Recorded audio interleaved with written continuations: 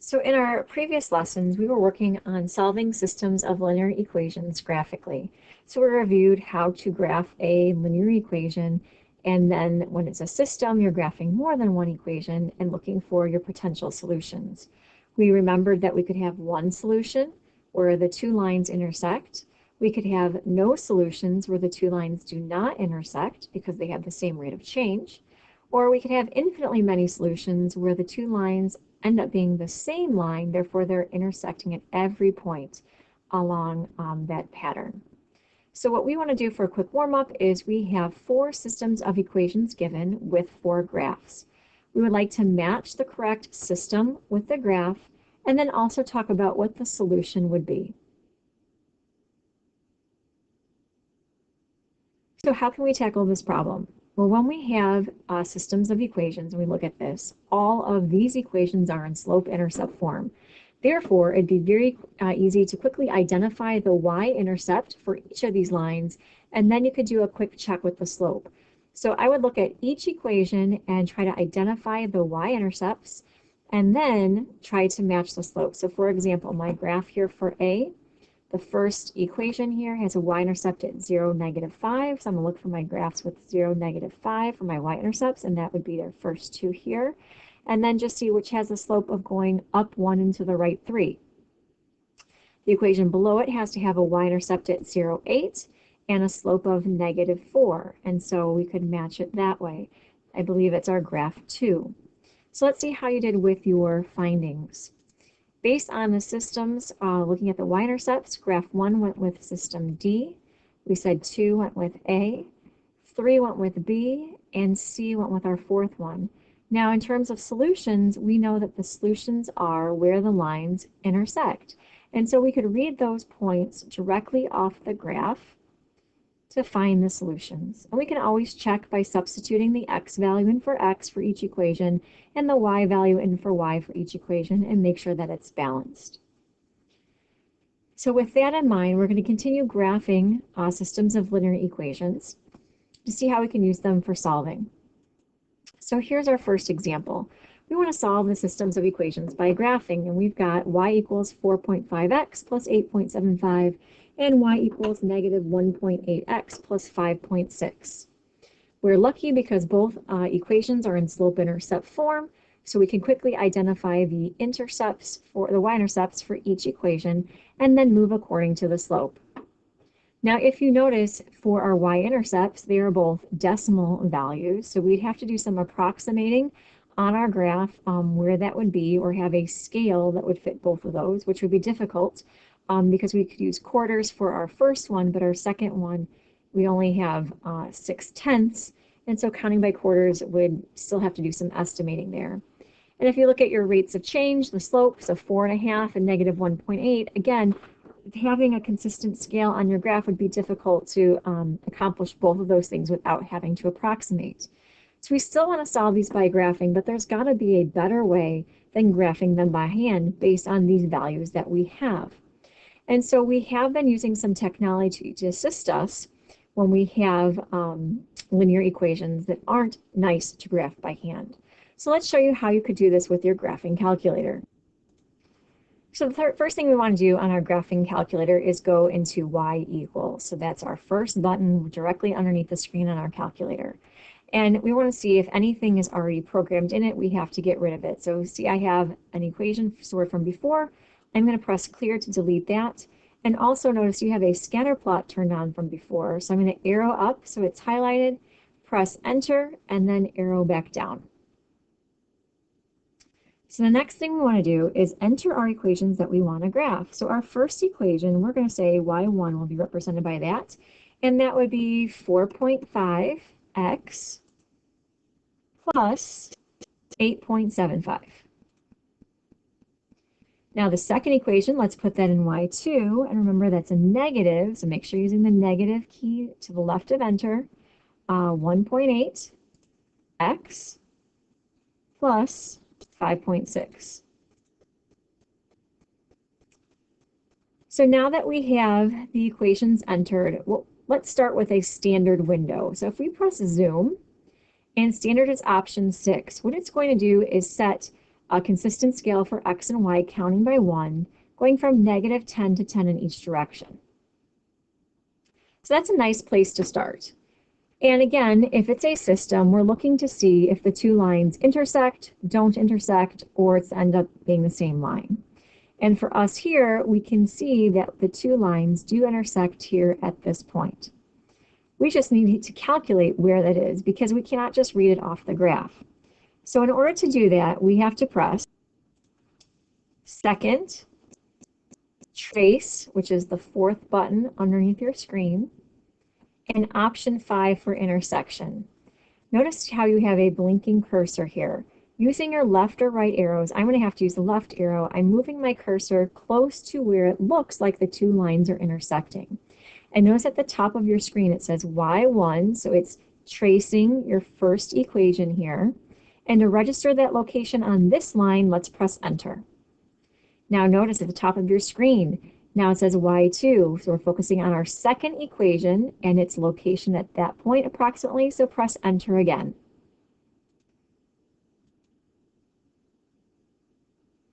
It asks you for a guess, and it says guess, press enter a third time, and notice how at the bottom of the screen it says intersection x equals y equals. The calculator was able to, based on the two reference points for the two equations, figure out exactly where the two lines meet. So our solution would be a left parenthesis, because we're writing this as a coordinate, -0.5, comma, 6.5, and a right parenthesis. So again, we're writing our solution as a coordinate. Now, just like before, we can verify that this is the correct solution by taking the x value and substituting it in for x for each equation, and the y value and substituting in for y for each equation, and performing our order of operations to do the check. So here's our first equation, here's our second equation, and if I perform the order operations on both, notice the equality statement. So again, it's confirming we have the correct solution to our two equations. And again, that's with our graphing calculator, and I've also attached the instruction sheet on how to do that again. Entering the equations into y equals, then we hit zoom 6 to give you the standard window from -10 to 10 counting by ones. Then we did our graph, and we could see it and press second trace option 5, enter 3 times, and that's what gave us the solution. So this is also posted on Google Classroom as a reference. So why is this nice? Well, we know in real life a lot of things are approximations, right? We have decimals and fractional values. So by having the technology to help us find where they're equivalent, that's a lot more accurate and precise than having to graph them by hand. And again, because of the values, that would be very difficult to do. So we use this a lot with applications. Now, some of you may say, Ms. S., I don't have a graphing calculator. How can I use Desmos to help me do this? Well, you're in luck. When you go to Desmos, we're going to do something very similar to what we did before. We're going to type in each equation so we can have the lines modeled. So all we do is click on our option 1 here, and we type in our first equation, y equals 4.5x plus 8.75. Then we're going to add a second equation, which we said y equals -1.8x plus 5.6. And again, if you want to look at our window, you can adjust it by scrolling in and out or going to the wrench in the upper right-hand corner and adjusting it. And just like we did on the graphing calculator, we're looking for the point of intersection. And what's nice on Desmos is we can see the point of intersection. So if we select it, it will tell you the location of where it's at. So again, this is what we did with the graphing calculator. We can do the same thing on Desmos. So again, our solution was at -1/2, 6.5. So let's put this into practice with some application questions. So it says profits, represented by a capital P, for 2 small toy manufacturing companies depend on the number of items sold, which we're calling capital N. The profit equation for Gidget Inc. is P equals -12,000 plus 2.5N. The profit equation for Widget Inc. is P equals negative 5,000 plus 1.6N. So what we want to do is think about the possible real-world meanings for our numbers, negative 12,000 and negative 5,000. Well, as we look at these equations, we know that they're linear equations. And negative 12,000 and negative 5,000 represents the y-coordinate of the y-intercept. So let's think, the y-intercept has an input value of 0, and our inputs here are represented by n, the number of items sold. So if 0 items are sold, Gidget's company, Gidget Inc., has a profit of negative $12,000, and Widget Inc. has a profit of negative $5,000. We have to remember that when you're starting a business, there are often costs that have to be covered up front before you can start opening your doors and selling your materials. So just for opening these companies and getting them ready for production, you have owing, right, money to people. So the 12,000 and the 5,000 is the amount the companies owed when they opened.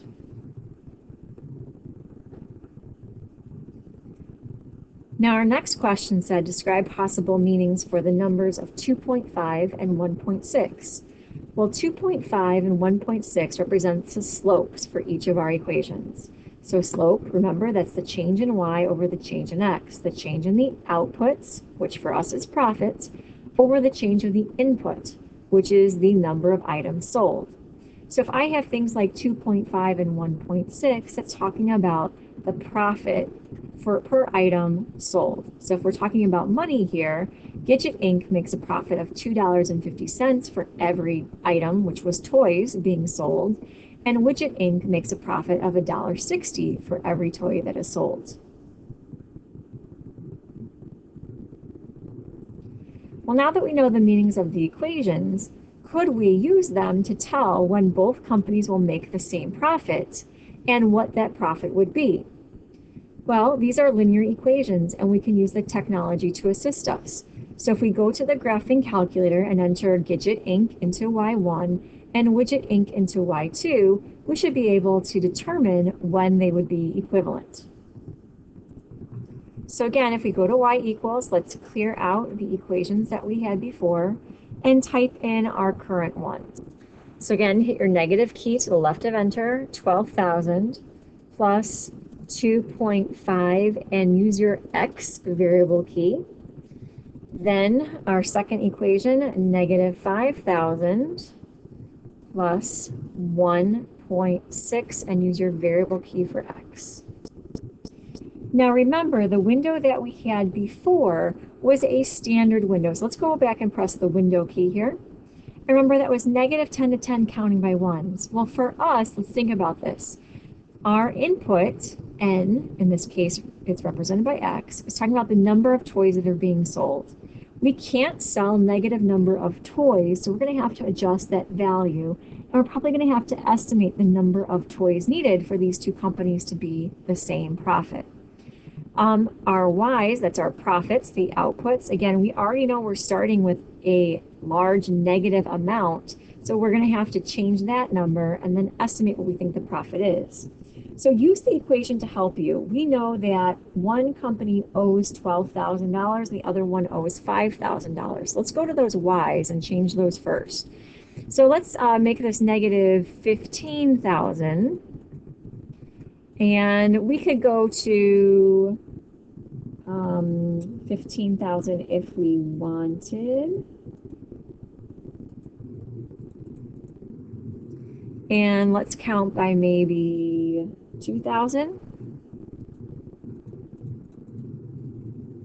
So that will help me see where they're starting from, so how much they owe, and we're just guessing to see what their profit could be.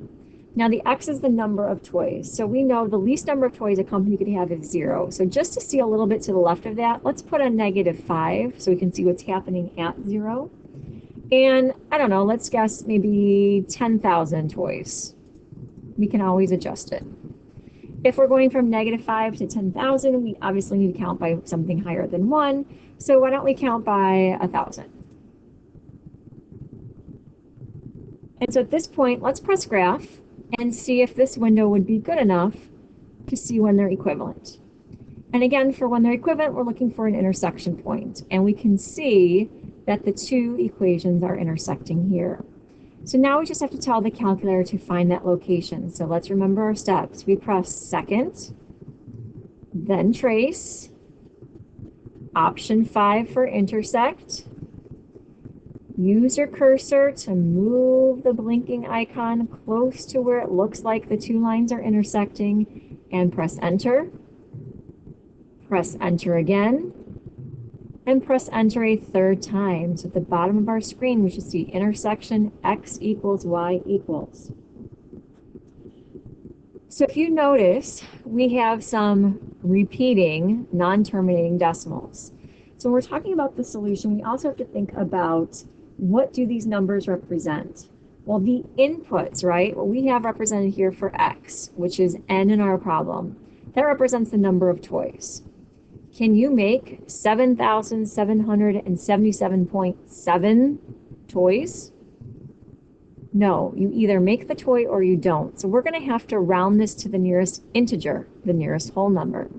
So this would have to be an x-coordinate of 7,778. Now, what do the outputs represent? The y's. Well, for us, that represents the profit in dollars, right? And dollars, we know, is measured in cents. So we can round to the nearest hundredth.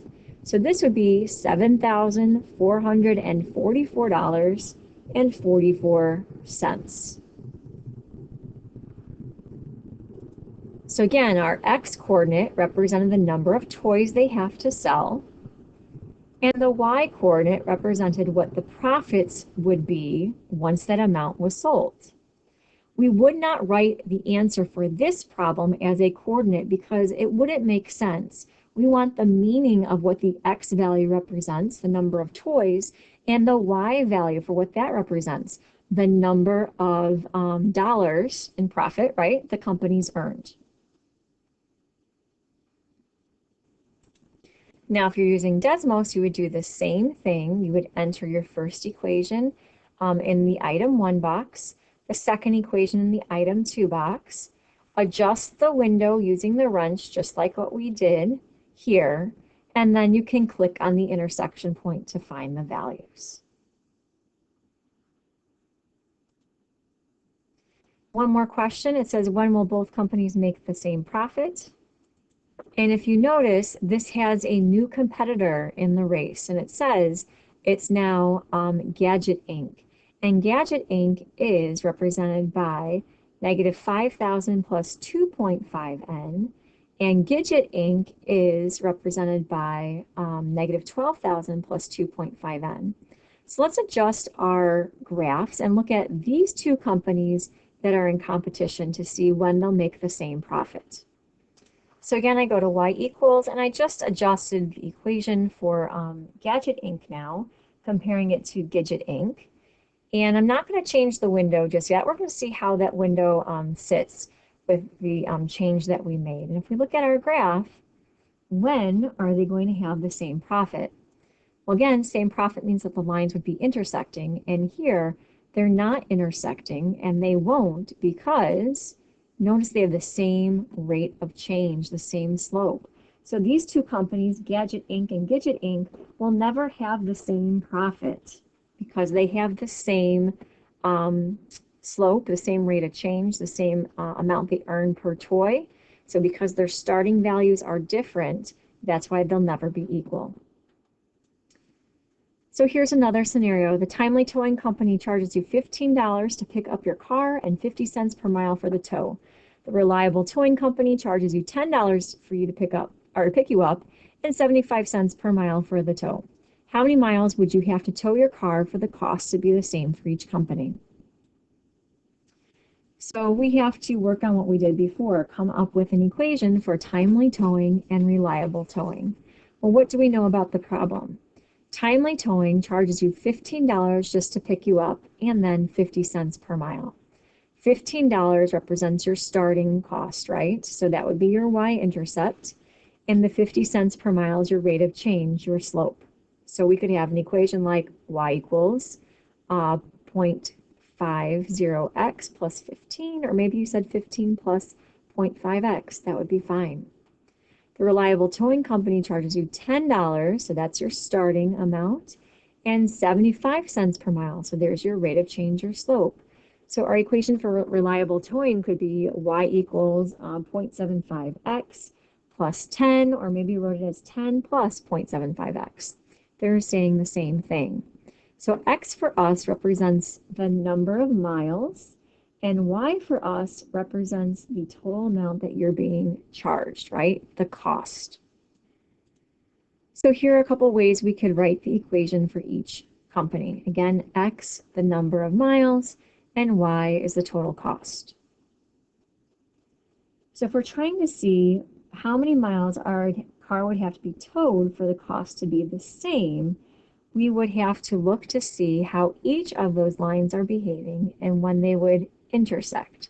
So let's go to our graphing calculator and let's put timely towing into y1 and reliable towing into y2.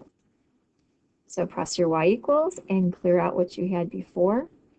So we said timely towing going into y1. So let's write that as 15 plus, we could say 0.50x. If you wrote 0.50x plus 15, it's the same elements and you're fine. Reliable towing, we said 10 plus 0.75.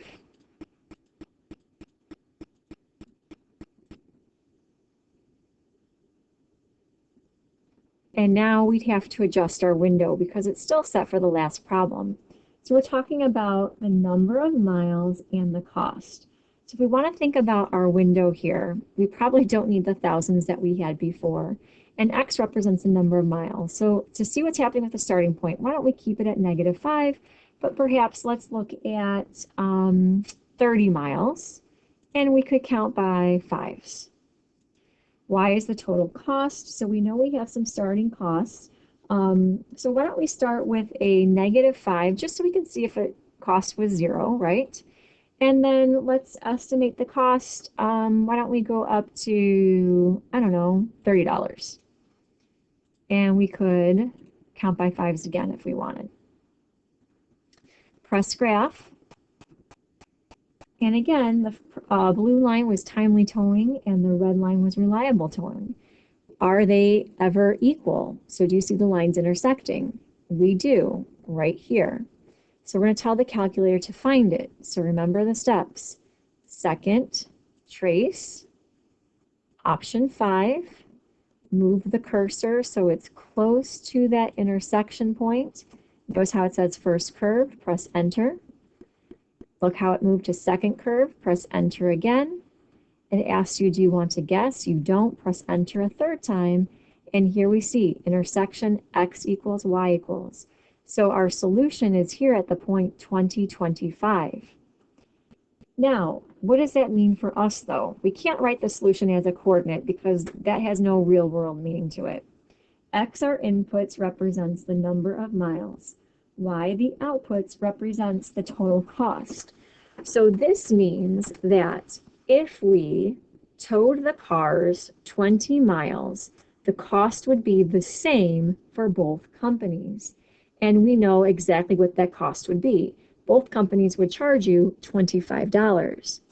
Now, what's nice about this is because we know where they're equal, depending on the number of miles we have to have towed, if it was below 20, we can see which company would be the better option to use. That would be your reliable towing.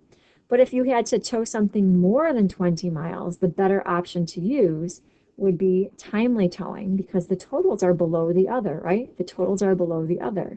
So again, that's a good reason why we use our systems of equations to compare and find the best value or your predictions based on your restraints, profit margins, and so on.